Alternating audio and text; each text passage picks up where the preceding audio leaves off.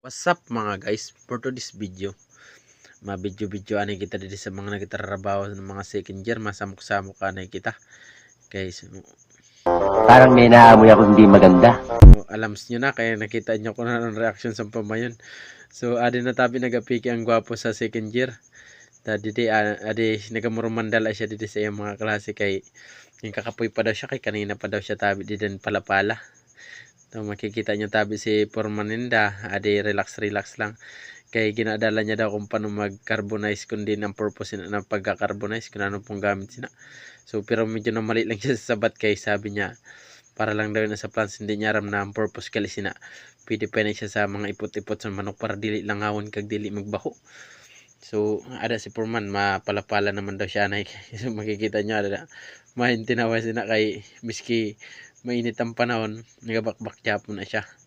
O tindog-tindogan ay pakasikwat, relax lang kumbaga relax sanay. So at tabi niya classmate na sa do nag amon nagaguide sa inda kung paano magpala daw, kay kunayan namin mga sunog-sunog dapat balik ta dun. So si Purma nagakarot-karot pa rin sila na time. So makikita nyo, oy nagawaro bagay wifi na sa niya kamot yan, tukod naman sa pala, relax sanay. Relax, kumbaga nag-aso-aso daw may kan iyay umakting pa si Purman. Nakikita nyo tabi si Purman ada naman siya, nagtortindog naman, mabalik naman sa pisto, mabalik. Ayan, so may nakita na siya na chicks na nagagi, lantaw niya na dida. So at tabian mga mahigos na second year, so nakipangin-hangin na kita kay bagang kainit sa panahon, kaya high blood kita, sobrang init. So sinana time litira naman sa amon, kaya nagkadaan ako sa second year, nakibandingan ako sa inda.